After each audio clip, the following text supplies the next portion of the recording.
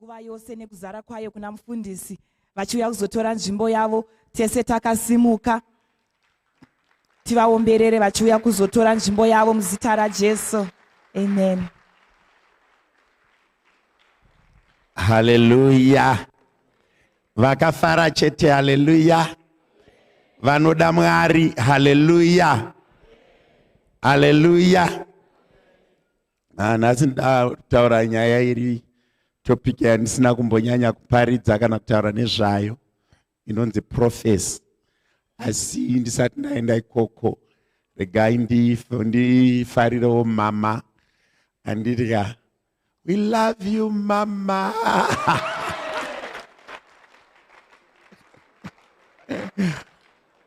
Hallelujah. Mai vechechi yese, mai vaShanoni, ngavongwe nakunashe pamwe chete neni, muchengeti wedu, kumba kwedu, vanga vachicheya. I saw kungoti pamwe pacho vanhu vanokura Mwari achikudza vanhu. When we started, she was a very tiny girl, but through the grace of God and the power inoiswa pavanhu naMwari, kana Mweya Mutsvene apfeka vanhu akuda kuvashandisa, I saw a powerful camp yanga yakazara vanhu, Mwari vachiita zvavanoita, vanhu vachikomborerwa nekuitirwa zvakanaka kubudikidza neministry yavo. Mwari vakuitirei zvakanaka, varambe vachikupai uchenjeri nechiremera chekumira pamberi pevanhu muzita raJesu. Amen and amen. Kumira pamberi pevanhu kunotoda chiremera, kuti ugamuchirike zvinoda chiremera. Unozonzwa Bhaibheri shoko raMwari rinotaura richiti anopfeka varanda vake ovaita mirazvi yemoto, kureva kuti pane zvimwe nguva dzatinoita zvinhu zvatisina kufanira kuita. Why? Nekuti Mweya Mutsvene akutigonesa kuti tizviite. Amen and amen. Ndautenda Mwari zvikuru neupenyu hwavo. Rambai muchikomborerwa, tichembedzane zvakanaka. Mazuva ekurwa ashayikwe, mazuva ekushaya ekunetsana ashayikwe, tingoti mufaro bedzi bedzi, kereke ichikomborerwa neumambo hwaMwari uchienda kumberi. Pane chimwe chinhu 1 chandakadzidza, ukaona mufundisi namufundisi pakaita mavision maviri, chechi yaparara. And ndo imwe area inorwiswa vanhu. Amen and amen. Kuti unoona kuti mufundisi vane vision, mufundisi vane vision. But kana Mweya Mutsvene akaramba achitishandisa kugona kubatirana isusu, zvinoita kuti umambo hwaMwari huende kumberi, nedzimba dzenyuwo dziende kumberi, nekuti munhu anokuturika maoko anokupa zvaanazvo maari.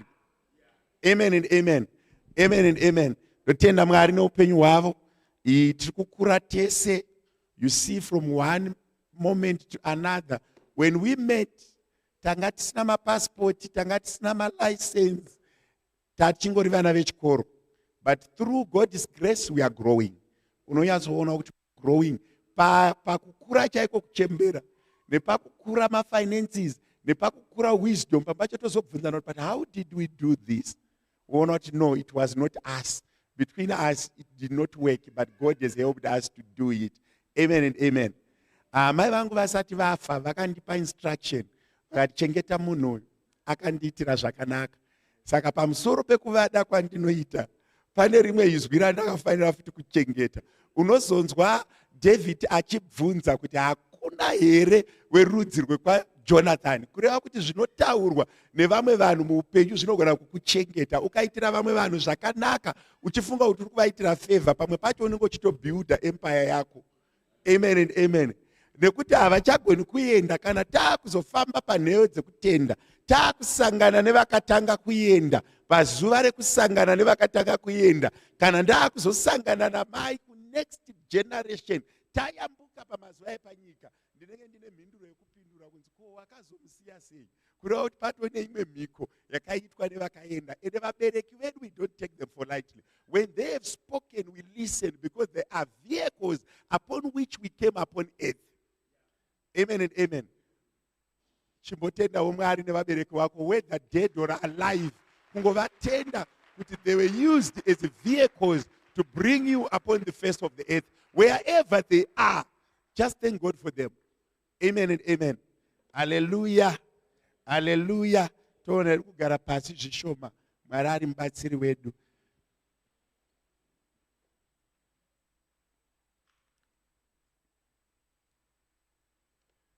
Ma-instruments edu, they were way over the amount yatakatengesa mota.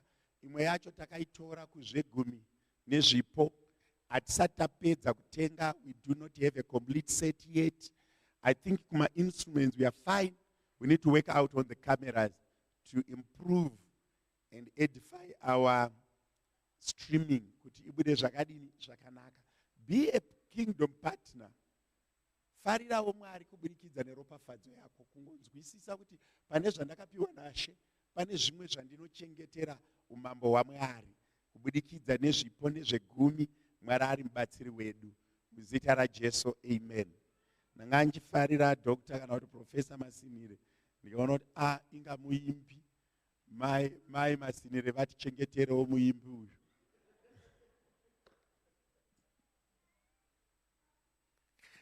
Amen and amen. Hallelujah. Mai Masinire vachandichavaoni vabuda. All right, no, it's fine. Ndinoziva kuti vatungamiri havabudi chechi vanenge vamanya kunoita basa raMwari. Amen and amen. Kuti kune vanoshanda kubackground. Men's fellowship, I just want to do a technical change. There's nothing much changing. It's just a technical. Baba kufa kutizwa vakataura neni vakati kubasa kwavo mazuva basa rakavawandira. Saka nechikonzero chaizvozvo tiri pakati pegore takangonotarisa tikaona kuti Baba Masinire takatanga kupinda nawo muna March 2016 vachiuya zvikatiitira zvakanaka uye ndiwo muteedzeri kudepartment remen's fellowship.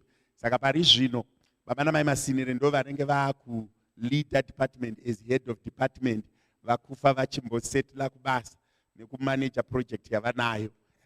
Tivafarire, ngosimukaiwo vaMasinire, ngoti kwanyani.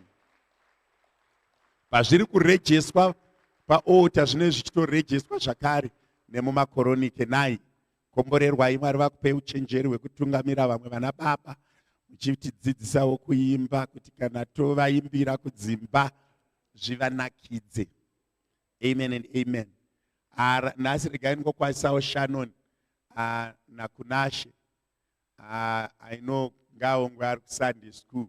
Kunashe, hello. There is. See, he is waving. That's our last born son. And the big sister is there. The deputy parent. Just stand up. Yes, that's the deputy parent. Wekumba kwedu naye. Mwari vakukomborere ukure munyasha. Udye zvakanaka zvenyika. Wherever you are, you must dominate. Simba rekutonga ngarive pamusoro pako. Simba rekurarama rive pamusoro pako.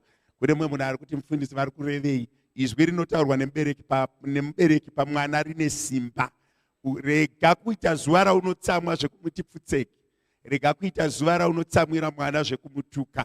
Kana akanganisa anogarwa naye pasi. This and this we don't do. But uri munhu mukuru. Ramba uchidzokorora mazwi ekudini ekukunda. Amen and amen. Pane mumwe munhu akambondiudza zvikanzi mwana akauya akafoira. Unobata ripoti womunza kuti but iwewe uri munhu mukuru. Nekuti zvinonzwi zvine chii? Zvine nzeve. Pamwe pacho tinoora moyo sevabereki nekuda kwetumisikanzwa tunenge twaitwa nevana. Wobva wakanganwa kuti iwe waiita tumisikanzwa 4 times 4.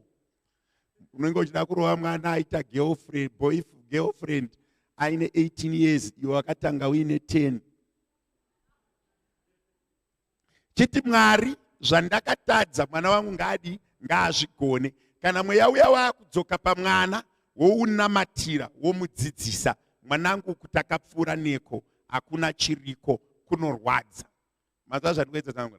Pamwe pacho vabereki zvakanyanyisa kunaka kuudza mwana chokwadi kuti wona mwanangu kurarama kwatiri kuita uku ndakaita mistake inoti neinoti, do not repeat it. Asi vane zera rekuudzwa izvozvo. Haungazotauri izvozvo nemwana ane 9 years kana ane 4 years. But pavanotanga kunoti 13, 14, 15, they have capacity to reason, they have capacity to process information, they've got capacity to know that we are not well. Why? Because there's something that happened. Amen and amen. I was praying with one of your teenager boys. He came to me, and what he said to me, that teenager boy said, Pastor, I want you to pray for my father that he doesn't die. Why? My father did not go to school because his father died when he was young. I want you now to pray for my father that he doesn't die, that I may finish school and work when my father is alive. What is happening to this child? He is taken from the conversation with the father.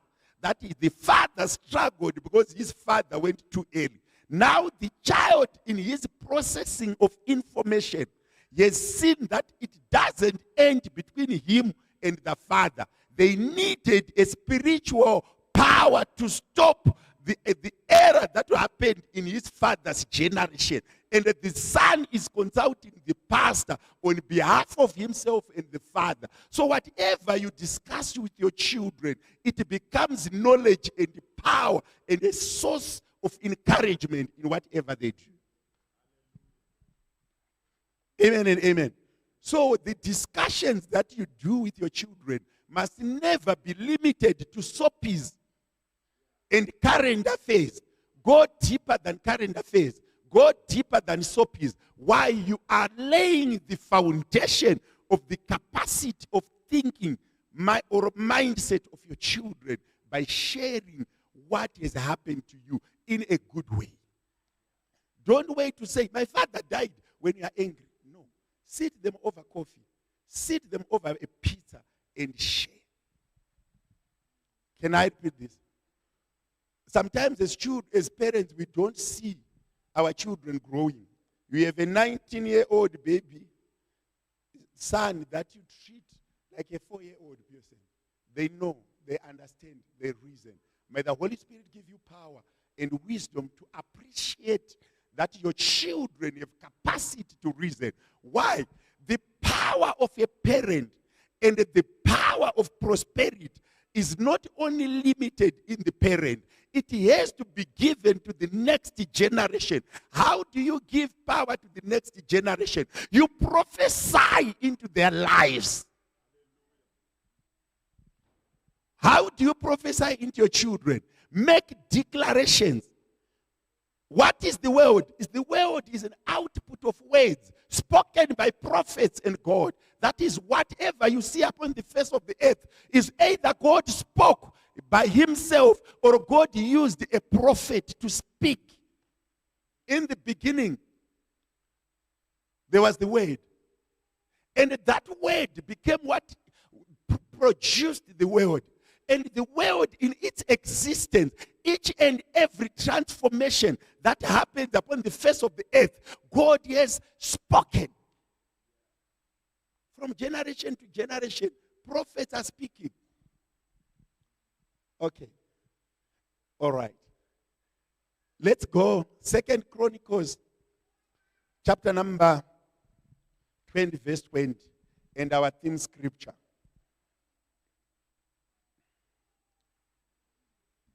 Hallelujah. Ndichitaura kudai so. Kana wanga vakabvisa mari yako pafortuna fara because yadzoka. Amen and amen. Yadzoka futi muchechi. Chinhu chakangonakira kushandira Mwari, it's something that makes God who he is when people put effort to work for him. Second Chronicles 20:20, the second part.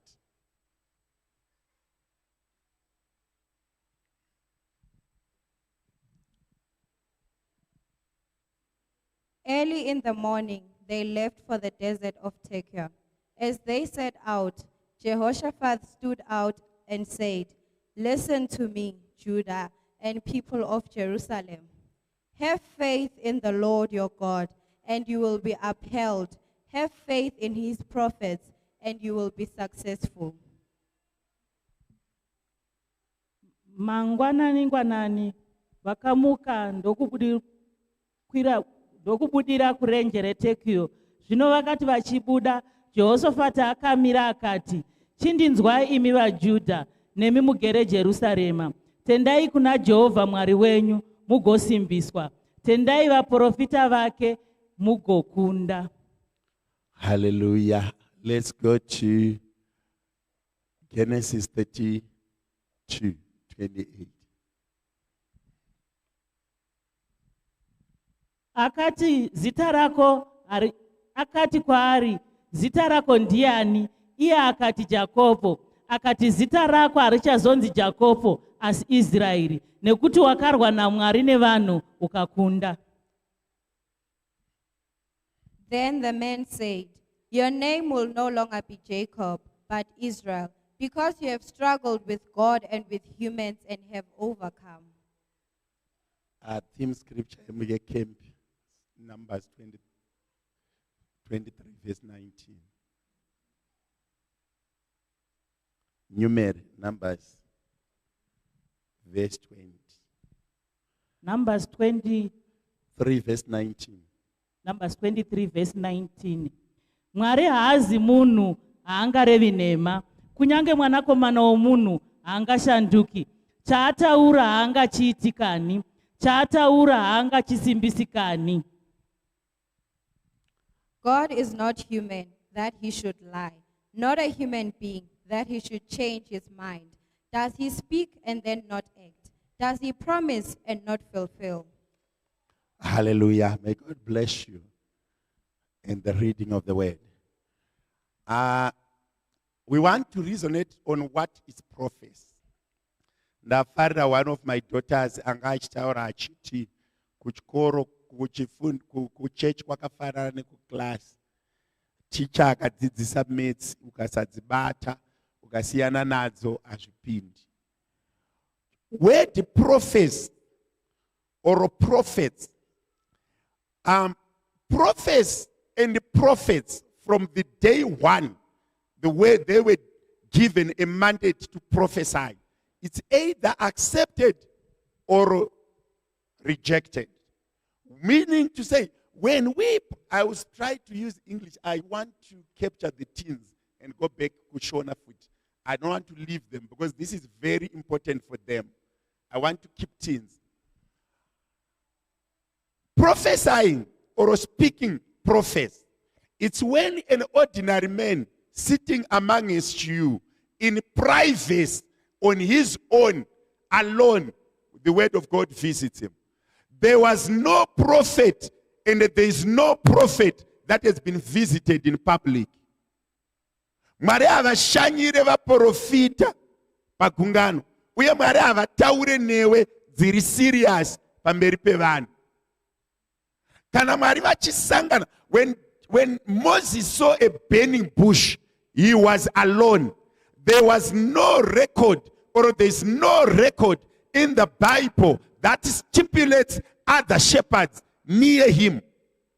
He saw a burning bush, but Moses was not a prophet.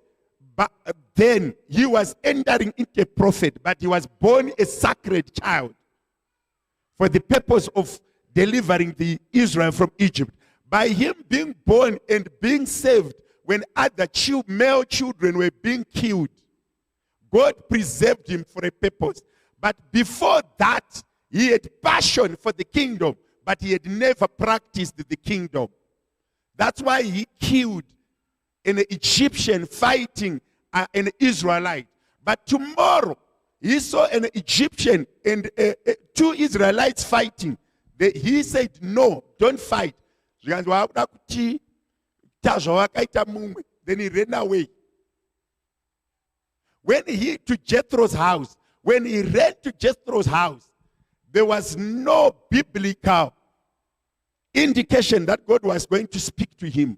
Now, shepherd in the bush, burning bush, and he was not sure if he is a prophet or not. And he said, how should I say I have met you? Who are you? And what sign should I give them? And he was given a sign of he had a rod. That rod is the one that transformed to a snake to a rod. Then that was his sign. And that rod, he walked with it through Egypt. For years and years, it never decayed, it never perished. He took that rod from that day on the burning bush until his death, and it's the same thing that he pointed at Red Sea. Things happening. What am I saying to you? Patiri kuuya sevaprofita, tichiti kusvika mandiropafadza, hapana evidence.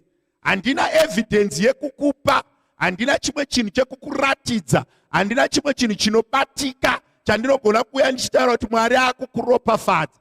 Asi nechikonzero chekuti kunzvimbo dzemweya kunoenda varanda vaMwari, panguva yavo Mwari achivashanyira anovapa izwi. Pavanodzoka nezwi rakamboshanda pakutanga musi wecreation, that same very word has power to create. Kureva kuti muprofita akataura kuti zvinoita. And there's no way I'll come to you and prophesy to you and say go and come back and you die along the way. There's nothing. If I have proclaimed that you are going and I will see you when you have come back, accidents start to respect that word. Robbers start to respect that word. Even mad people start to respect that word. Meaning to say, a word that is spoken by a prophet can dominate even physically, can dominate even spiritual. In the territory of life, words are valued. I'm speaking to the youth. Whatever is prophesied upon your life, whatever the prophet says, it does not die. Words don't get to be reversed. Vana vatiri kurarama navo mazuvano vari kurarama muira yema-experiments, vari kurarama muira ye-googling, vari kurarama muira of experimenting. Spiritual world, internet is suspended. Even if it's written and it has evidence, if it is scientifically proven. But when a prophet has spoken, whatever is approved scientifically can be reversed. Why? Whatever is in the world of science was created by words. Why? Whatever we use doing experiments were created by God. So whoever created, when he wants to reverse, he can reverse at any moment. It is God who says, when you walk on water, you sink. But when the Creator came upon the face of the earth, he decided to walk on the water. And Peter even walked to go to him. The moment that he realized that he was walking on water, he started to sink. Meaning to say, kana tapinda munzvimbo dzemweya, tinogadzirisa zvinoda kugadziriswa, tinoreplacea zvinoda kureplacwa, tinosimudza zvinoda kusimudzwa. Kana tapinda muspiritual territory, hakuna chinoramba. Ndosaka tiri kuti mamhepo anotinzwa, mweya yetsvina inotinzwa, urombo hunotinzwa, nemari inotinzwa, nezvivanda zvinotinzwa. Patiri kuti until you bless me, pandiri kuti gorere kuropafadzwa, ndiri kuzviziva kune zvikwambo, ndiri kuzviziva kune mweya yehurombe, ndiri kuzviziva kune vakabata machira, kune vakabata mishonga. But patakuprofita, simba rekuprofita rataurwa kune uko kwatayoereka zvikanzi he is not a son of man, neither a man that should repent. When a prophetic word has been declared, all things becomes possible. Why? Because a prophetic word will never die. A prophetic word may never be stopped. When the word of God is uttered, it has power like a double-edged sword to shatter and to open, to break and to move. Why? It is God. He does not repent. Most of us, we are here. Why? Life is not moving. Your sensitivity to prophetic word is so slow. Parinotaurwa kunzi kusvika mandiropafadza, uri kuzvitarisa mapfekero. Unozonzwa Mary achibvunza, unozoti vanhu vese vakaropafadzwa naMwari, zvaiuya sesurprise, zvaiuya semunhana. Unozwa Mary achibvunza, ndingabata sei pamuviri ndisina kuwana murume? Shoko raMwari rati mweya mutsvene achauya pamusoro pako. Kureva kuti kana mweya mutsvene auya pamusoro pako, zvesainzi zvinobva zvasuspendwa. Why? Pamusoro pako pana mweya mutsvene. Vana vari kuma-teenagers in Sunday school, I want you to perceive and to understand that beyond scientific evidence, there is another power that exists. Beyond scientific methods and what people have researched, there is another power that is there. Whatever is researched, whatever is invented, they are inventing using what the word has put in place.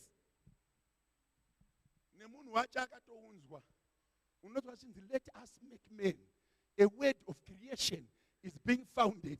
Let us make men. So when God who has made men can reverse what man has done, but the word of God cannot change because he is not a man. He shall not lie. Takusvika kupera kwegore unoropafadzwa gore rino. Ndine munhu wandiri kumanikidzira. Ndiri kutaurira mamhepo ekumusha kwenyu. Ndiri kutaurira kuoma kwemusoro wako kuti iwewe unoropafadzwa gore rino semuranda waMwari. Yandakashanyira gore rino i1 handisati ndaichinja ende Mwari havasati vatendeuka. Unoropafadzwa gore rino, unoitirwa zvakanaka gore rino. Chiporofita chinobatika pamusoro pako. Iwewe unotenga mota nekuti ndiMwari. Iwewe unogara zvakanaka nekuti ndiMwari. Iwe unogara munyika ino yevatorwa. Hakuna unokuuraya. Futi ngadzirire bati chiporofita chati haufe. Mbavha ngadzime bati chiporofita chati mwaka wekuropafadzwa. Hausiri mwaka werufu. Chiporofita chiri kuna mama atanzi vaifundisa. Vati chataka kusanya gore rinouya. Takaporofita kare kuti ino igore rekuropafadzwa. Harisi gore rekufa. Harisi gore rekupinda muchipatara. Mweya Mutsvene ngaakubatsire utange kugamuchira chiporofita kuti izwi ranzi ndicharopafadzwa nderangu. Mwakazomboti Ramoti Gileadhi ndeyangu. Unoti matandiro echiporofita akaoma. Anosangana naGideoni akahwanda mubako. And chiporofita hachisi kuti Gideon will train you. Chiri kuti Gideon murume weumhare. Iye ari mubako. Pandiri kuti kuropafadzwa uri mu1 room. Pandiri kuti kuropafadzwa hazvina kumira mushe. Chiporofita hachiti ngazvinake tigoporofita. Tinoporofita kunyangwe pamapfupa akafa. Nguva yekuporofita kana yakwana. Tinoporofita kunyangwe zvakafa. Kana nguva yekuporofita yakwana tinoporofita.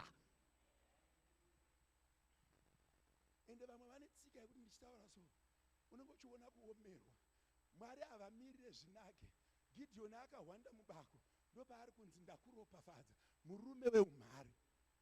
Unozoti pamwe pacho panouya zwi rekuti kuropafadzwa. So ukatarisa mamiriro ezvinhu, ukatarisa zvazvakaita, ukatarisa murume wako, so ukatarisa mudzimai nevana, unonyatsoona kuti izwi riri kutaurwa ndezvemufirimu. But chiporofita chinoshanda. Chinotanga kuti chinzi chiporofita hazvifaniri kunge zvakarongeka. Chiporofita chinouya kunoripeya nheyo dzakaoma. Pese paiunzwa varanda vaMwari vachiporofita. Let me tell you, paive nemasituations. Pari kudaidzwa Moses, vaIsraeri vakuwara kuIjipita nebasa. Pari kudaidzwa Samsoni, vaIsraeri vakuwara nevaFiristia. Uri kunzwa zvandiri kuedza kutaura? Pari kudaidzwa Saul, vaIsraeri vakuwara nemaAmalekites. Kureva kuti chiporofita chinouya kana zvabhenda. Pandiri kuti gore rekuropafadzwa, pane vamwe vanhu vane nhamo vaakuva vakaitirwa chiporofita. Kune vamwe vanhu vasina zvekupfeka vakaigirwa chiporofita. Kune vamwe vanhu vakaomerwa vakaigirwa chiporofita. Kuti kana izwi raakuburuka rine varakanangana naye, kana chiporofita chaakutouya panyika, pane wachaakuzorangarira. Ndosaka uchiona mufundisi kunge hanzvadzi yako hausati wadzikisisa zvemweya. Unozoti vaprofita hatina pfuti, vaprofita hatina chinoshamisira, takangopfekwa nemweya waMwari. Unotozwa Elisha achidaro kuna Gehazi, vakamutumira mabhiza nengoro vachida kurovana naye. Hondo haisi pamapfumo, hondo haisi pakugona kurwa. Unozwa shoko raMwari richitaura richiti Joshua akati zuva chimbomira, asi aive nevarwi vashoma. Mwari vakaburutsa mvura yanga iri chivhura mawe, vanhu vakatanga kurohwa nematombo. Kana chiporofita chauya chinozadziswa. Kuti chinozadziswa sei? Mwari havagoni kumezheka kuti vanoti vakamboita zvakati gore rakati. Vanongoita maitiro avo nekuti ndiMwari. Yavashandisa nhasi havadzokorori mangwana. Yakashanda kwamanhivi, haishandi kwamuti wasekwa. Yakashanda kwachuma, haiapply kwanyabadza. Nekuti ndiMwari. Havana definition. Vanongotamba yavatamba nekuti ndiMwari. Izvozvo ndichitaura kuda kuno munhu ari kuti kusvika mandiropafadza inoshanda papi. Ndiri kutsvaga vanhu vanoti ini ndakatoomerwa. Chiporofita chinouya paruvare pakaoma. Unozwa Mwari, unozoti pamwe pacho panotanga kuporofitwa panoita sekuti vanhu vakurwara pfungwa. Vakadzi vaviri vanoenda kuna mambo. Vakanoti mambo, takadya mwana wangu tikapedza. Taakuda kudya wake. Amuvigire. vanhu vanoita nekudya nematoto enjiva muine nzara Samaria yakavharwa. Ndopaunozonzwa zvikanzi naMambo Mwari ngavandirove neshamhu vabvise musoro wangu nenguva ino mangwana kana Elisha akaramba ari mupenyu. Mambo vakaziva kuti nyaya iyi haichadi mumwe munhu, yakuda kuti muprofita ataure izvi. Pamwe pacho chinomanikidza vaprofita kuprofita ihasha dziri pamusoro pako. Zvikanzi Elisha, unonzwa Elisha achizvinzwa mumweya anoti muroyi uya atanga mutambudzi waIsraeri akundivinga, torai matombo muvhare imba yandakagara. Asi mangwana nenguva ino upfu hwakatsetseka. Apa tiri kutaura vanhu vari kudya wana, hapana kunaya mvura, hapana rima, hapana dura. Mwari kana vakuita zvinhu zvavo so, zvinhu zvemweya zvinoshanda nechiprofita, zvinhu zvemweya zvinoshanda nezvi, hazvishandi neprotocol. Ndine vamwe vana vari kumateenagers vekuti vanonzwisisa indaneti nekurisecha, ende vari kufunga kuti kana vanzwisisa zvepaneti vakuzorarama. Unogona kurara, unogona kuva murombo uine degree, uchikwidzwa mota nemunhu asina kupasa grade 7, muine degree muchimhanya kuti kuri kunaya ndiperekedzeiwo, muine degree muchimhanya kumunhu asina kumbotora maresults A level akachengeterwa naheadmaster kumusho. Ndiri kutorevesa ndinadzo hama dzangu dzine motikari munomu dzekuti ukamubvunza kuti O level makanyora Shona here kana history, anoti handicharangariri kuti ndakanyora Shona here kana history. But zvemwe kana chiprofita chikauya chichiti anobudirira, iye akasiya certificate kuna headmaster, hachisi kuti tanga wanotora certificate, chiri kungoti anobudirira. Mazvazo ndowedzera vamwe vaitrenwa kuva madzimambo, but kune madzimambo aingopfekwa nemweya ototanga kutonga. Chaitika chii? Kana mweya mutsvene aburuka, anozadzisa zvisipo kuti zvivepo, anocreate chinhu chinonzi completeness where there is no substance. He creates a value where there is no value. What is the purpose of prophecy? To prophesy is to create, saying the future. Munoza charerutsa chechi mazuva ano kuramba chiprofita. Vanofunga vanotenda zviri scientific vachiramba chiprofita. Ukatanga kuprofita mazuva ano pa fivefold ministry riri kunetsa mazuva ano kuprofita. Ukatanga kuprofita vanhu vanoramba, vanotanga kukurambira. Pandakaenda kukembi this time ndakaprofita, vakadzi vese vakaenda neni kukembi ndakavaprofita.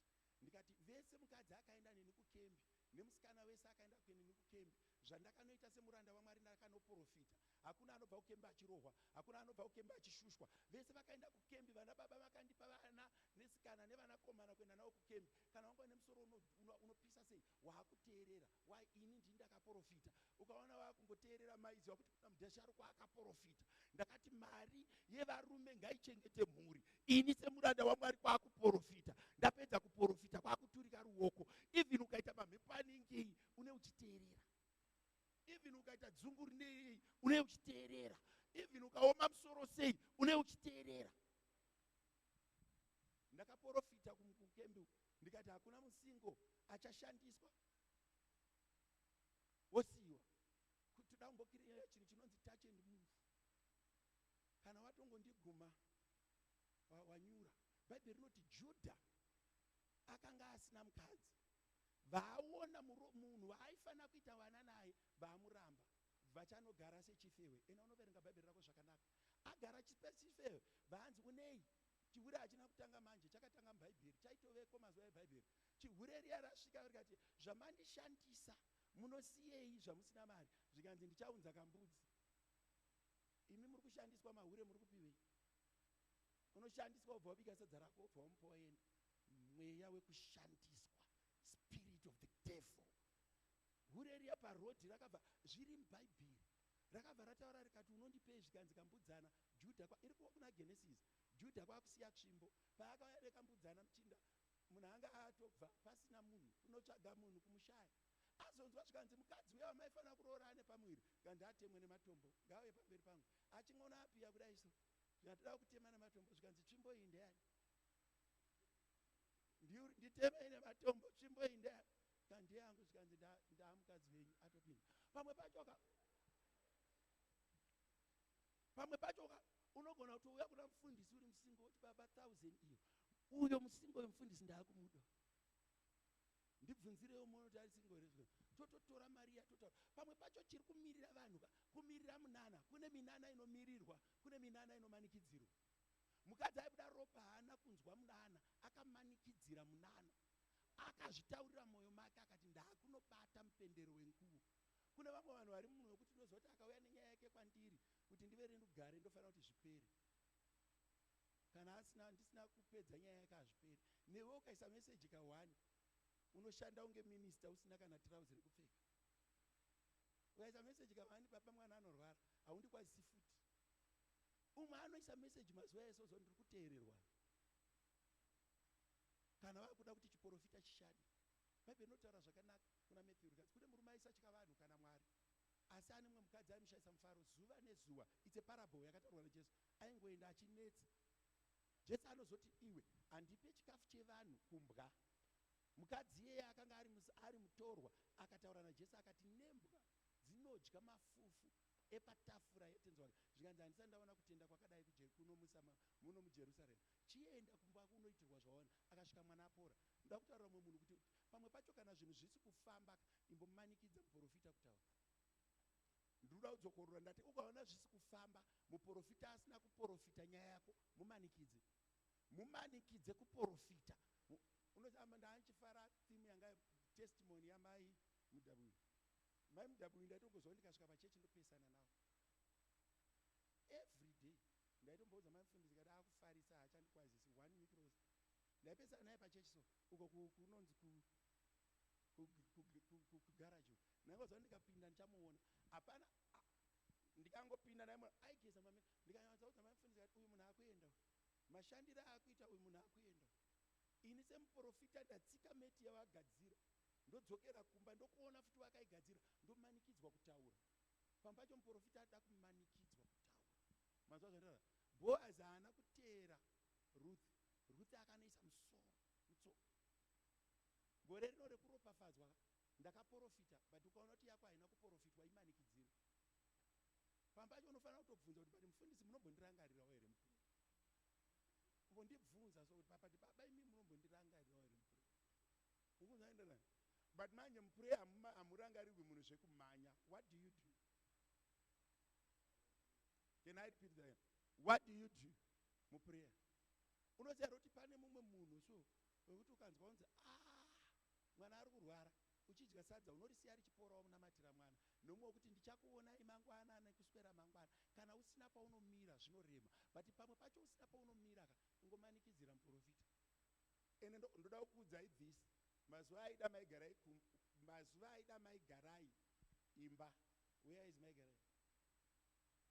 Kana paine munhu akasvika pachechi akatoti mufundisi wane new girlfriend. Makuseni vaiuya wotora rimwe bepa wodzokera, masikati wotora rimwe, manheru wouya wotora rimwe. Pazuva ndaitaura nawo ka5 izvozvi vane imba yavo takuona raka1 pamwedzi kana kaviri pamwedzi. But mazuva vaida imba yavo so wainyatsotoziva kuti ndichingosvika pachechi munhu wekutanga kuisa appointment ndimaigarai. Kana ndichireva enesi anozviziva kuti hapana zuva rataiswera tisina kuona maigarai. Ende unozoti pamwe pacho unozoti kuno takazosvika parakati mai mufundisi uyu munhu aku. Unoza pane mumwe munhu unongoti chiregai ndizviita asuduruke. Pamwe pacho sevafundisi tichida kusevha chechi unozoona kuti kune mumwe munhu akutora 10% of the day ari 1. Ende zvaunoita unokurumidza kupedza naye. Mazandira imi munozviziva imi kuti kune mwana kuti kana mukasapindura kuti tazvautara anonoka ka5 uda kukotsera mama tora chauri kuda hadzokufuta. Pane pamwe paunofanira kumanikidzira kuprofitwa. Mazvazo ndezara pane pamwe paunofanira kumanikidzira kudi kuprofitwa. As don't underestimate the power of prophecy. When the man of God has spoken, it happens. Ndararama muministry since 2012. Andina gorera ndakasvika ndikanzi mufundisi is a nice person. Handisi yangu. But it's one comment yandakamirira kukudzwa nevanhu. Inini I want my things done when I want them to be done. If you don't do my things, ask him what. Ndofona akateni. You do my things, you rest. You don't do, I sit on you. When I want my stuff, I want my stuff. But one thing chandakadzidza ndechekuti Mwari havasati vakamhondirasisa. Ndikaprofita zvinozadziswa. Ndikataura. Ini vanhu muri kundinetsa nekuti mufundisi taura ine ndimi. Ini ndongokuti ndataura izvi. Kana ndatopedza kutaura izvi zvatokwana. Don't expect me kundinzwa chitaura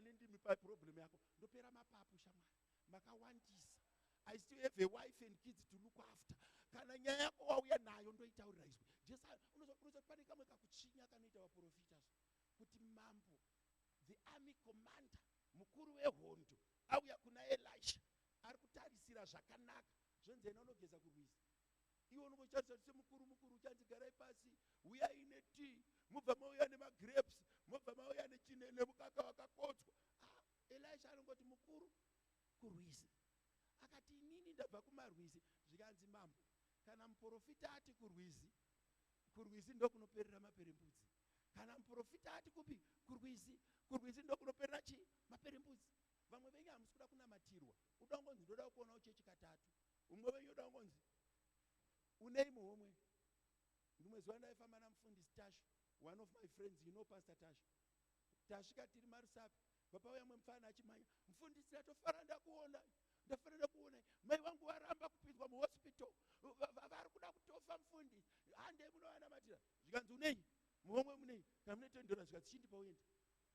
Ndipe $10 hanzi mufundisi atifurei tichitenga pane chinyama chinonaka pamzera. Mvana akasiya $10 achimanya, akasvika mai vamubvunza kuti wangoenda kupi.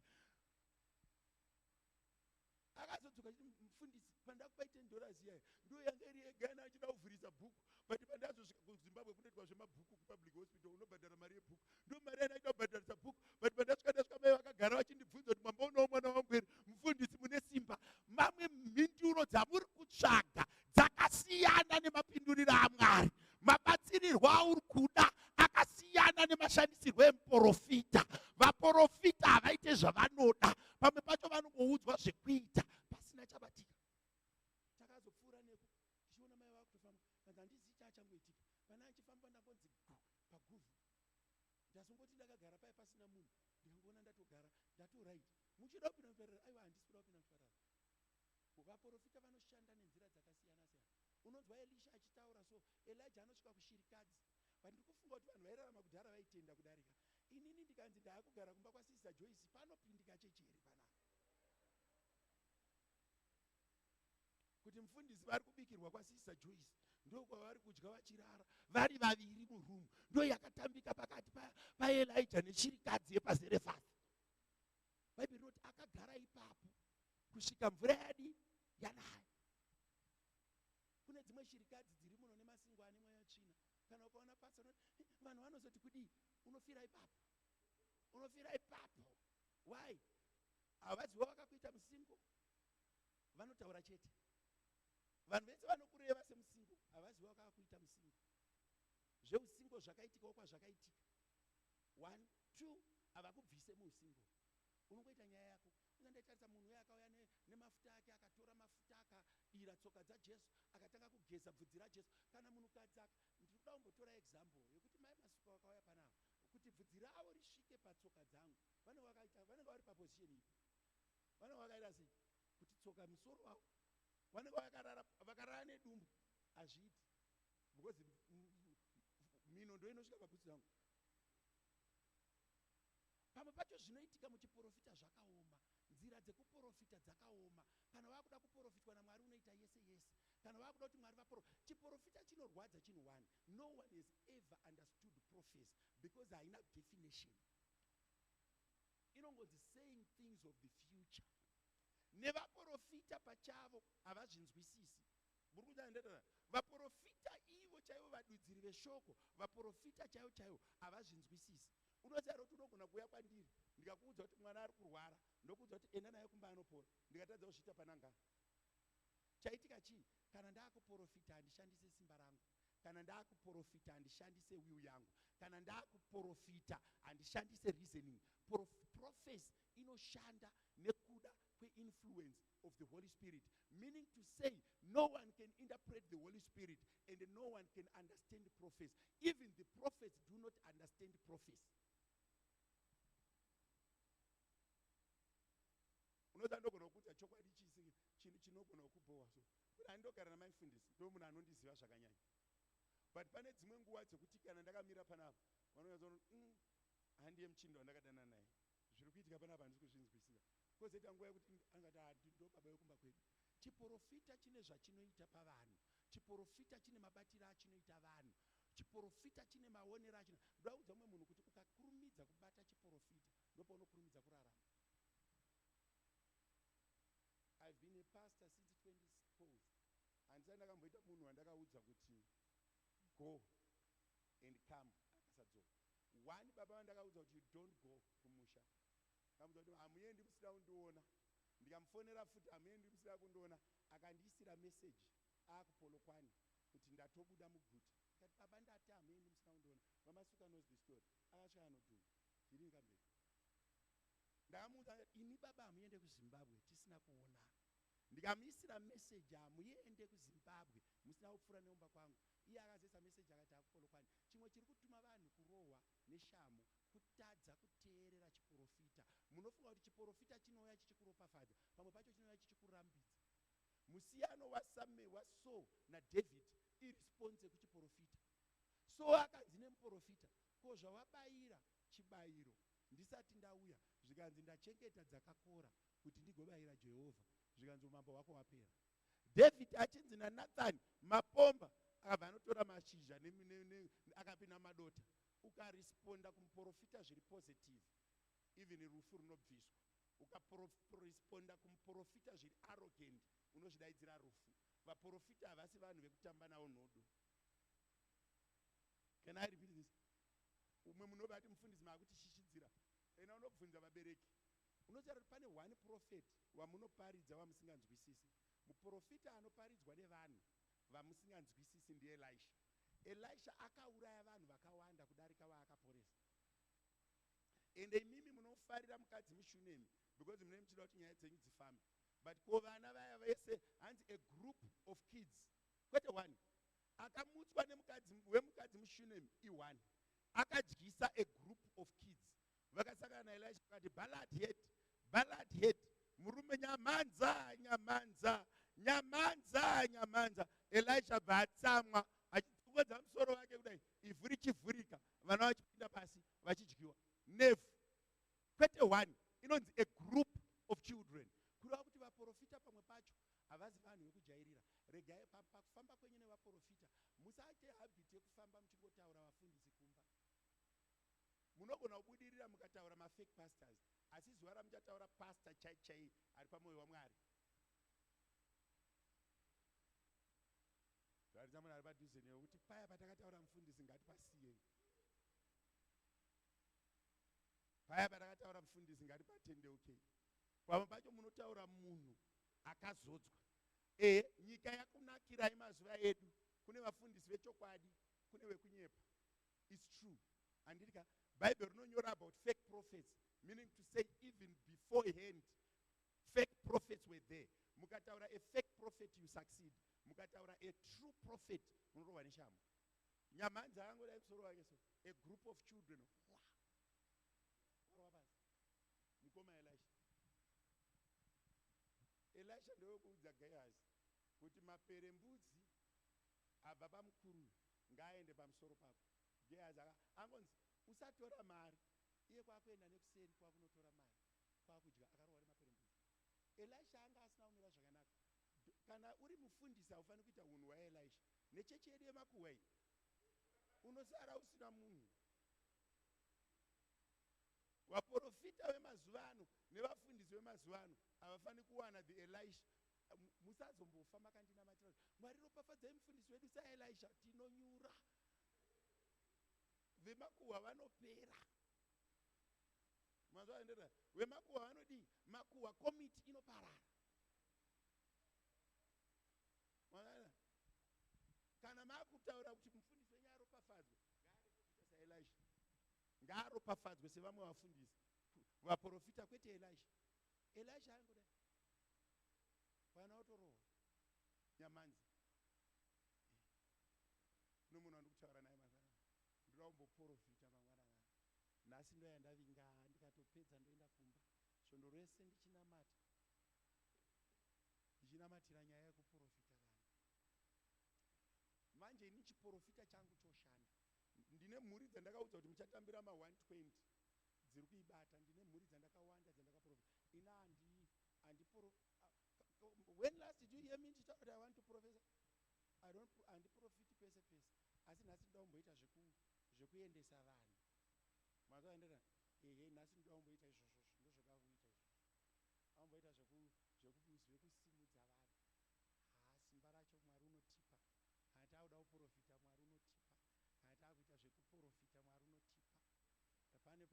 pane vanhu vashoma vandoda kudhila navo, Mwari achitiitira zvakanaka anongotaura nazvo.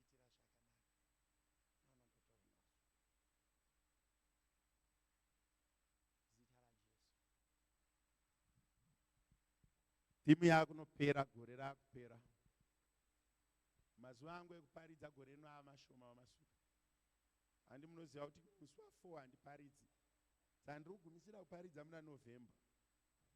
Saka ndaane less than 8 weeks to preach. Asi handingaenda ndisanda kusimudza. Handingaenda usina ropafadzo. Ndoenda Christmas yakanaka, timu yakanaka, vanhu vakaropafadzwa. Ndoda kutanga kuprofita.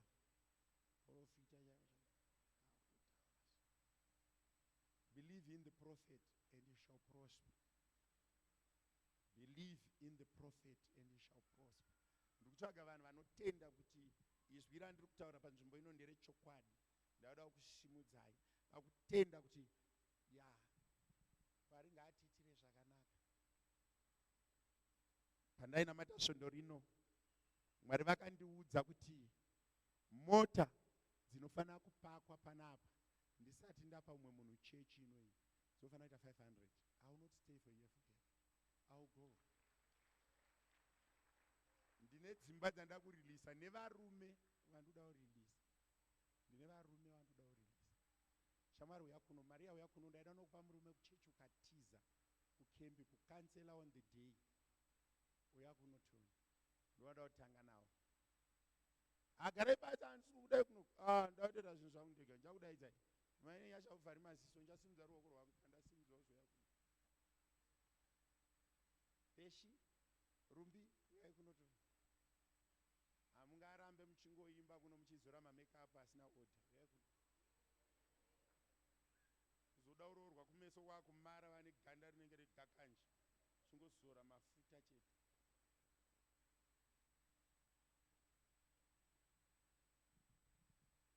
Ndoda kutoprofita. Inini ndinda kuprofita. Mwari ari mubatsiri wangu. Ndoda kuti vana varoorwe. Izvozvi ndakunodaidza varume vacho kwavari. This time next year vese vanenge vaine varume. Even akaita stubborn. Mwari vekudenga vane zvavanoita. Izvozvi ndokukuconnecta. Munhu ari kutanga kuya achitaura izwi kuti anokuda unoudza inini. Tobva ndangomunamira ipapa. Auroorwi nemurombo.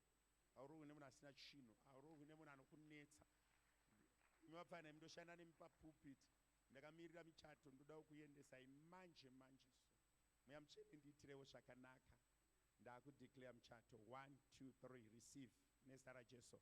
Mweya Mutsvene vapei varume chaiwo mamepo ese akambouya nevarume vasingaroori ngavaende muzita raJesu. Baba ndiri kumugamuchidza nezita raJesu. 1 2 3 receive. Mweya Mutsvene ndokutendai kuti muri Mwari. Uyu ngaaende nezita raJesu. Gamuchira baba ndiri kutaura izwi now. Ngaaende murume chaiye akafanira muzita raJesu. Thank you Father. Zita raJesu.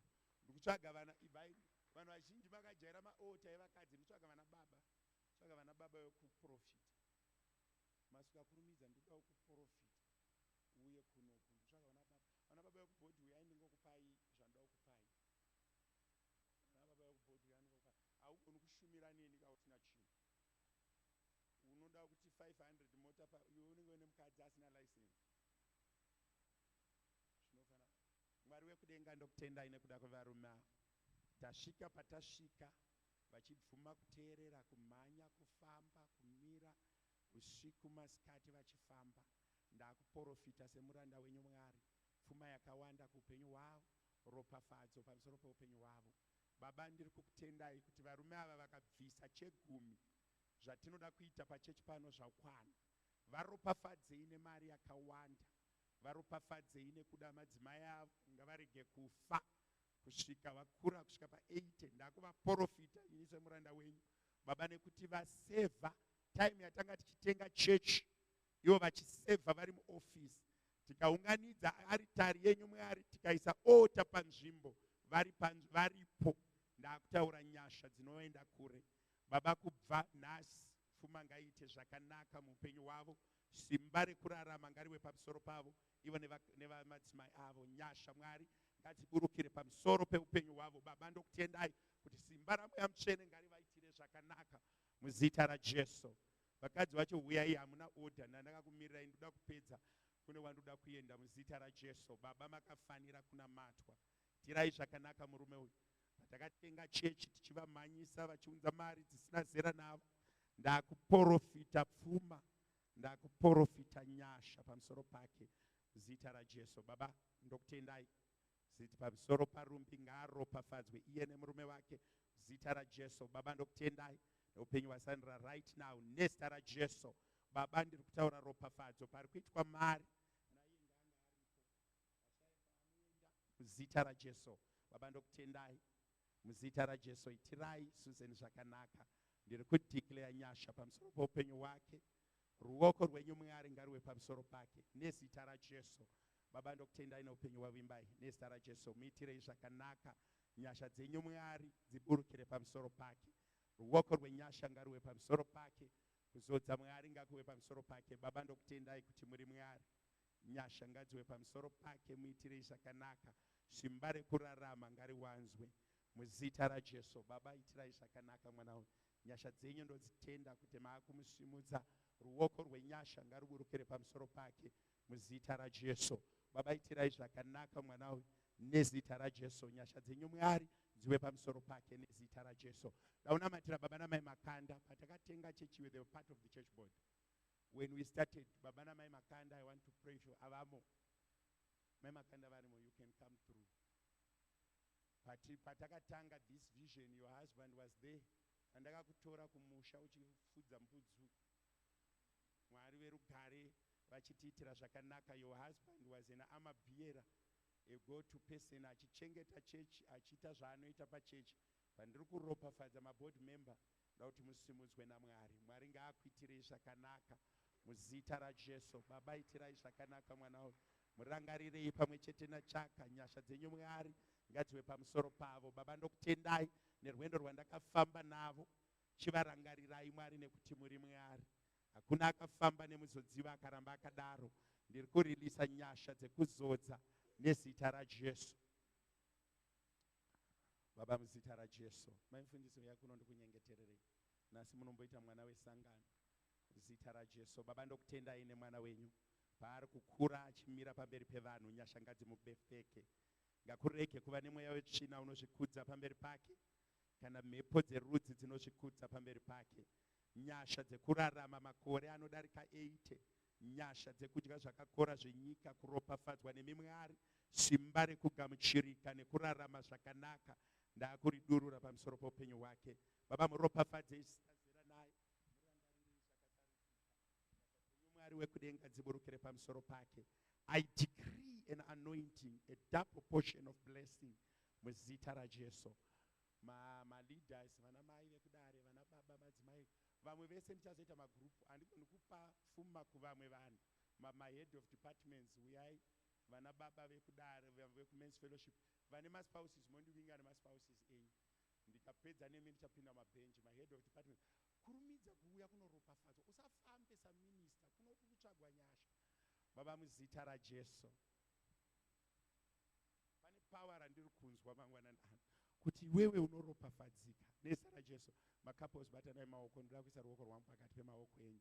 Baba muzita raJesu. Uyu ngaangowanawo chimudhara chinoenderana naye pamazuva ake nezita raJesu. Baba ndokutendai kuti muri Mwari. Nyasha dzenyu Mwari ngadziwe pamusoro pake nezita raJesu. Baba ndokutendai kuti muri Mwari. Itirai zvakanaka mwana uyu. Iye nemhuri yake ndokutendai kuti muri Mwari nezita raJesu. Father, in the mighty name of Jesus, ndokutendai nekuda kwevana. Zita renyu ngariburukire pamusoro pavo. Nyasha dzenyu Mwari ngadzivagonese muzita nemuropa raJesu. Baba muzita raJesu ndokutendai nekuda kwevana. Vaitirei zvakanaka. 1, 2, 3. Receive the grace and the anointing to prosper and to live a powerful anointed life. Baba muzita raJesu tendai neupenyu wavamasinire. Nyasha ngadziburukire pamusoro pavo. Ruoko rwenyu rwenyasha ngaruburukire pamusoro pavo. Simba ramweya mutsvene rivazadze nezita raJesu. Baba ndokutendai nekuda kwevana ava. Right now, 1, 2, 3, receive. Yes, receive. I prophesy that they prosper. Zvirwere ngazvibve pavari. Vana ngavave neorder. Nezita raJesu. Baba ndokutendai kuti ini semuranda wenyu ndataura izwi. Ngavabatewo mari inotenga nezita raJesu. Vasimudzei zvakafanira. Baba ndokutendai kuti muri Mwari, itirai zvakanaka murume uyu. Mugonerei noupenyu waBrain pamwe chete nemhuri yake. Vakomborerwe vaitirwe nyasha. Baba ndokutendai nezita raJesu. Baba namai tongoona vaitirei zvakanaka. Varangarirei, vachengetedzei nekuti muri Mwari. Baba wangu nezita raJesu ndokutendai nekuda kwevana ava. Ndakuburutsa nyasha dzakawanda kudarika zera ravo, nyasha dzakawanda kudarika kuzikanwa kwavo. Nezita raJesu, receive it. Thank you Jesus. Baba ndokutendai nekuda kwevana ava. Nyasha dzenyu Mwari wekudenga pamusoro paNelson na unity ngadziwande. Pfuma, rugare, mufaro. Ndodeclare nyasha dzekupfuma, nyasha dzeupenyu, nyasha dzekurarama zvakanaka. Zita raJesu. Ndanga ndinamatira leaders ese because vakatinakira. Tikamirirwa pamberi pedu nevanoimba zvisina kumira mushe tinokuvara. Mwari ndokutendai nekuda kwemwana uyu. Mazuva atakataurirana kare ngaachizadziswa. Pane zvandakadeclare zvikabatika, pane zvisina. Asi nhasi is the last day. I decree that she receive. Nezita raJesu. Baba ndokutendai. Muitei mukuru pakati pevakuru. Izwi rake ngarimuendese kure.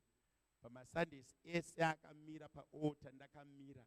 Rimwe nerimwe ngariripirwe nemimwe yari. Nezita raJesu. Baba ndakutaura nyasha. 1, 2. Receive nezita raJesu. Simba rekurarama ngarizare pamusoro pako. Endeswa kure nashe zvisina zera newe. Zvausina kumbonzwa kana kufunga. Zita rako ngarizikanwe nevanhu vasina kumbokuona kana kunzwa. Nezita raJesu. Baba ndiri kudeclare nyasha. Zita raJesu. Ndoda ava ndapedza nava maleaders angu. Mwari ari mubatsiri, praise and worship, you can come. Ndaudhila nevanhu vekuti pandanga ndichitaura pane chiporofita chakataurwa chinombobvira chakazadziswa. Chandakataura inini. Ndine vanhu vandakaporofita inini. Wokuti mufundisi makati zvakati but hazvipo. Ndiri kuda kunokurumidza. Ini vamwe venyu ndikakuti enda udzoka hauendi. Vamwe venyu ndinoda kutaurira kuti enda kuZimbabwe, unoenda kuinterview ndakuti unotora basa. Waenda ikoko ubva warega undiudza. Vamasiku vakatonzi mota hatiri place. Vakandiudza kuti mufundisi zvaramba. Ndikati inini hazvina kuramba. Ini ndakadaro kuti hazvina kuramba. 45 minutes tatari vhesi. Pamwe pacho wakagara because hauna kuteerera chiporofita. Muprofita anotaura kumuranda wake Elijah oti enda kugomo unotarisa. Kugungwa anoti 1 hakuna chinhu zonzidzokera, 2 hakuna chinhu zonzidzokera. All right. Thank you Jesus. Mese makamira kumberi. Kana blessing yako yakamiswa nemamhepo ngaaende. Baba ndokutendai kuti mamhepo, praise team chakudzai kuimba. Baba ndokutendai kuti mweya yetsvina yakabata zvinhu ngairege. Nezita raJesu. Mupfekei 1, 2, 3, 5. Chese chakabatwa nemweya yetsvina ngachibve. Izvezvi muzita raJesu. Dzimba dzakabatwa nemamhepo ngadziregedzwe. Michato yakabatwa nemamhepo ngairegedzwe. Varume vakabatwa nemamhepo ngavaregedzwe. Vana vakabatwa nemamhepo ngavaregedzwe. Mweya yengozi ngaitame. Nezita raJesu. Baba ndokutendai izvezvi. Ndiri kurambidza mamhepo kumira paaritari. Uye ndiri kurambidza madhimoni kumira paota. Nezita raJesu. Baba ndiri kurambidza mweya yese isina ota kumira paota. Ngaidamburwe nezita raJesu. Kune mamhepo akagara pano, pane zvikwambo zvakagara pano, pane mweya yengozi yakagara pano. Ngaiparare nezita raJesu.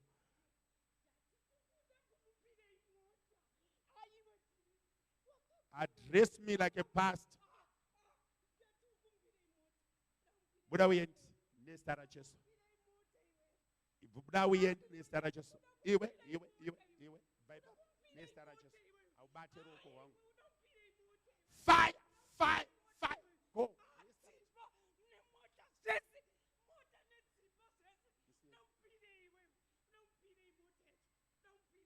Ndokupisa.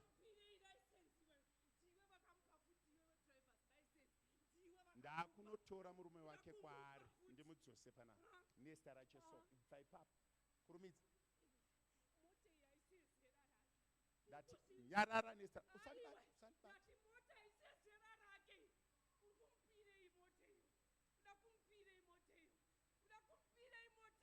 baba muzita rajesu mweya wese unozvikudza fire nezita rajesu ibva muzita rajesu usabate roko muzita rajesu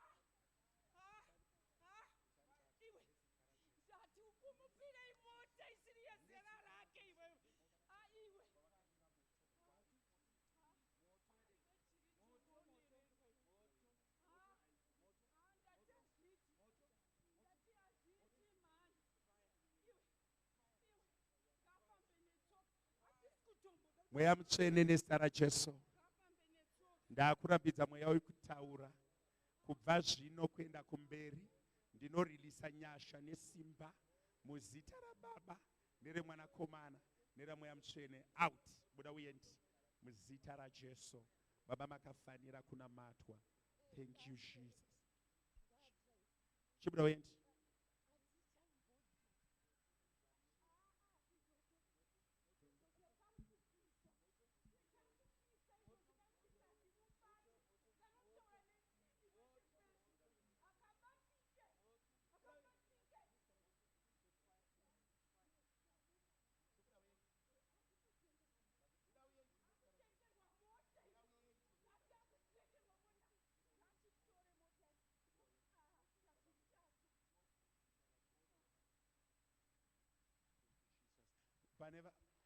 pane vanhu vari apa apa ndikuda kudhila nevanhu vane mamarital problems tasikamukumberi wedha murume wacho ari kunetsa wedha hauna murume wacho wedha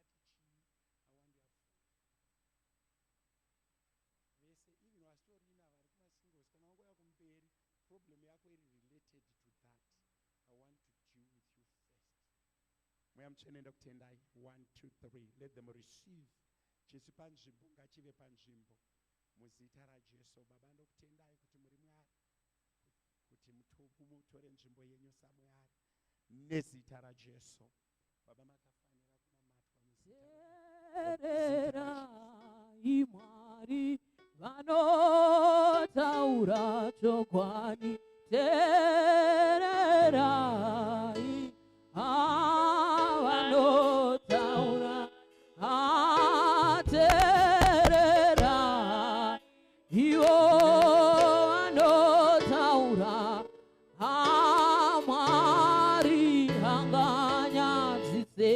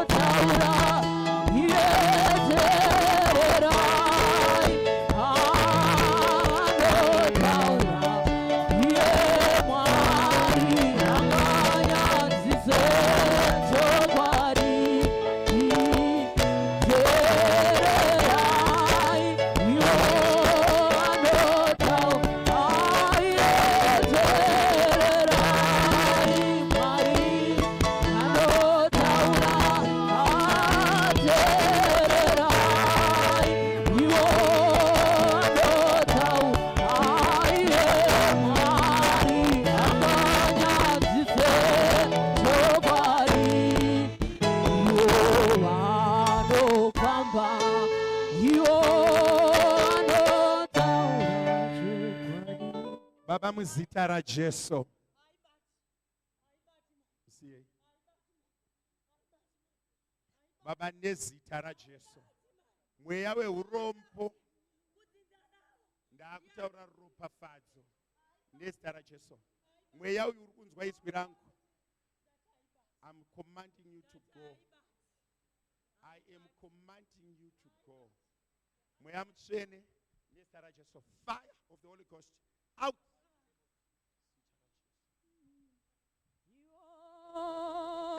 Anotaura, yetererai, iwo anotaura, atererai, iwo anotaura, Mwari wedu Mwari, anganyadzise chokwadi.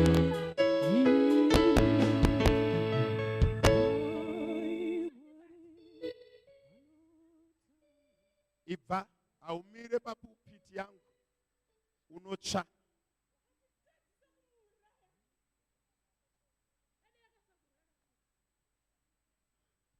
Baba ndokutendai kuti muri Mwari.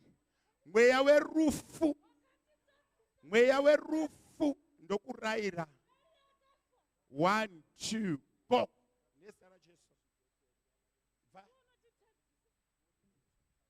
Baba ndokutendai zvakare nezita raJesu kuti muri Mwari.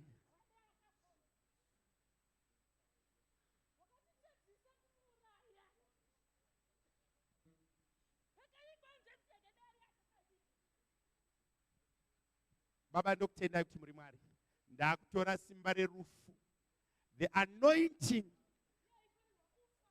let it work. Paakatadza kufa, ndakuchimupa pfuma, ndakumupa mufaro. Baba ndokutendai kuti hakuna dhimoni rinosvikudza pamberi penyu. Kana mweya wetsvina unotarisa, hautume vanhu, haurovi vanhu, pawakatsika panopisa. Baba ndokutendai kuti aritari ngaizare nemoto. Madhimoni ese ngaatange kubuda. Mweya yetsvina ngaitange kuenda. Fire! Mamhepo ese ngaaende. Dhimoni rese riri paaltar ngari manifest and go nezita raJesu. Mweya yekushayiwa vana, mweya yembereko, mweya yeurombo, mweya yerufu. Fire! I decree fire of the Holy Ghost. Baba itirai zvakanaka kereke nezita raJesu. Ndakudeclare nyasha dzakasiyana ndedzevanhu nezita raJesu, muzita raJesu. Mweya mutsvene ndiri kunamata. Ruoko rwenyasha ngaruburukire pamusoro pake nezita raJesu. Fire of the Holy Ghost. Zvinoteera rudzi nezvinoteera muupenyu hwevanhu ngazvibve nezita raJesu. Baba makafanira kunamatwa. I reverse every case, every power of the devil to manifest and go nezita raJesu. Mweya mutsvene makafanira kunamatwa nezita raJesu. Baba muzita raJesu ndokutendai kuti muri Mwari. Baba makafanira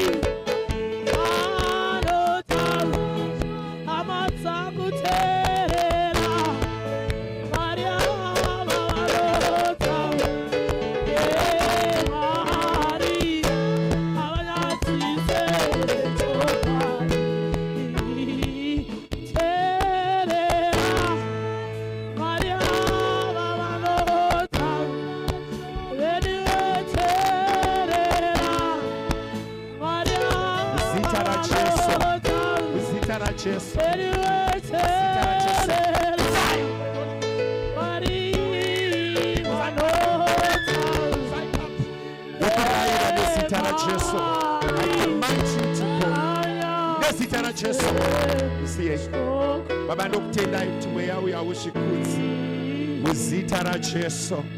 Baba ndorayira paakamira nezita raJesu, ndotaura moto muzita raJesu. Baba kuda kwenyu ngakuitwe, mweya uyu ushayiwe simba muzita raJesu. I command you to go. Hauna simba pamusoro popo. Uri mweya wechina unotsva nezita raJesu. Baba ndokutendai kuti muri Mwari. 1 2 3 go. Vibe up. Baba ndorayira mweya ushayiwe simba pamusoro pake. Dzoka kuno, uri mweya wechina muzita raJesu. Muzita raJesu. Baba ndokutendai kuti muri Mwari. Dzokera kuota. Enda kuota. Go to the altar.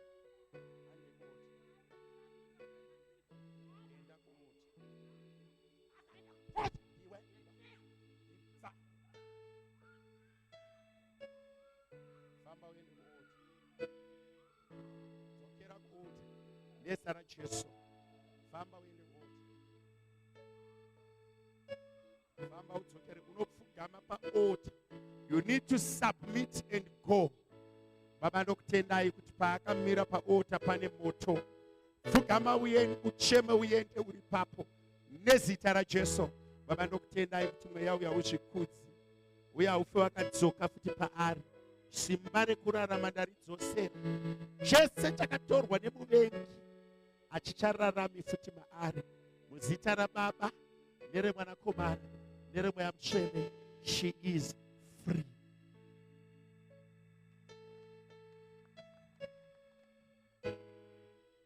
Mzimu takambopira hazvina kubatsira, chazara panyika ino ndechekunama, chazara panyika ino ndeche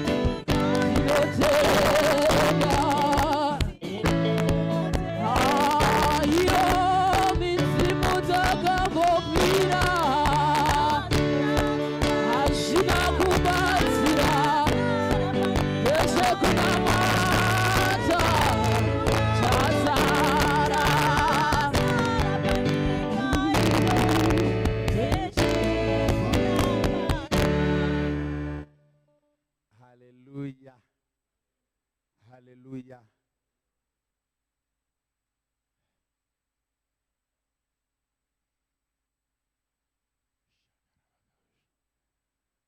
Kuna vana baba vandoda kunyengeterera nevakomana vati kurei.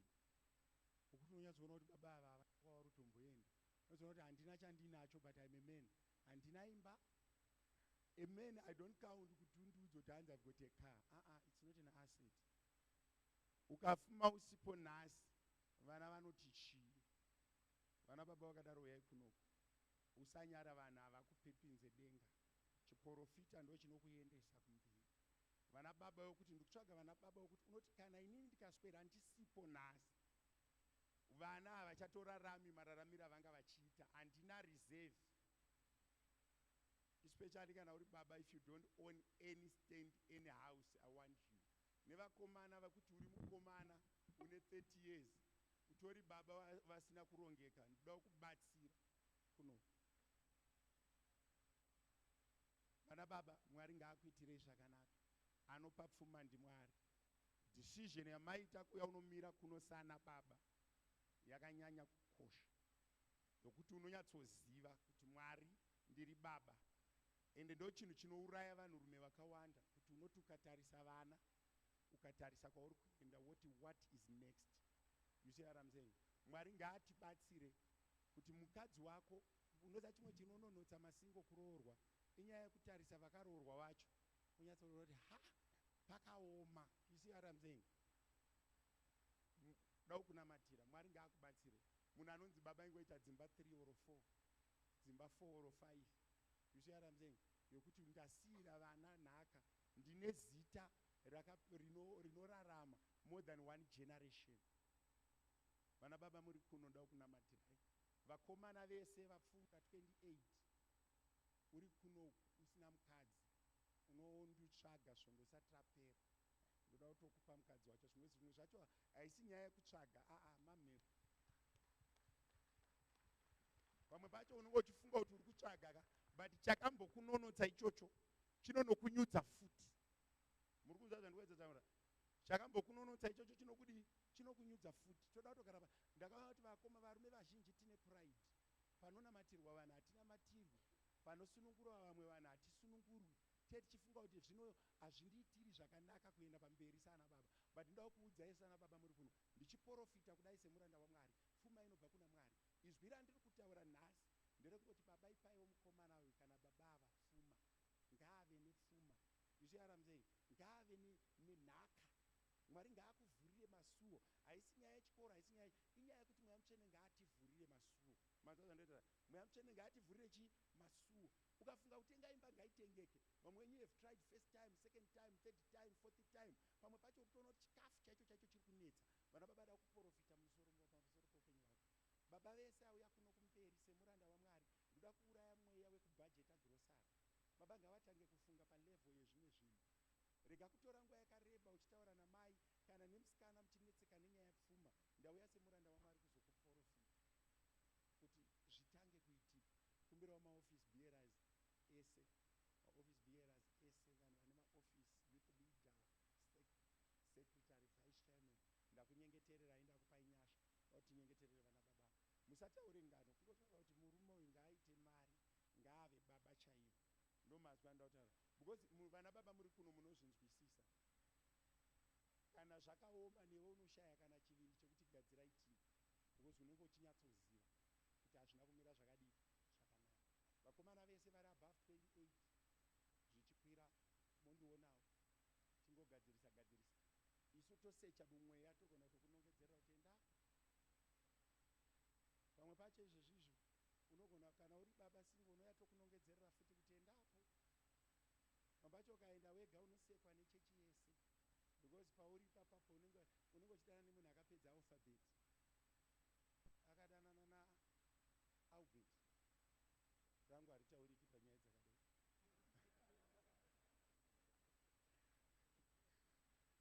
Rino parinokwana apa harikwanya. Akadana na Albert. Akadanana na Barnabas. Zatiza Bernard ari pano. Akadana na Barnabas. Akadana na Clyde. Akadana na Donald. Paunozomubata anenge akudzokorora ato pawai kechipiri. Unamati Mwari ngaatiitire zvakanaka. Vana baba, simba repfuma riri pamuprofita. Mazva zvandaita, simba repfuma riri pamuprofita. You receive what I'm saying, you get blessed. Ndozvanotaura, you prosper because I've said you must prosper. And I'm repeating again, you must prosper. Can I repeat, vana baba? Vana baba vari pano, I'm repeating, you must prosper. Vana baba vari pano, I'm repeating, you must have houses. Vana baba vari pano, I'm repeating, you must have houses. Muzita raJesu tichimbirwa vana baba, ngatinamatire amai. Oh, be lifted above all other gods.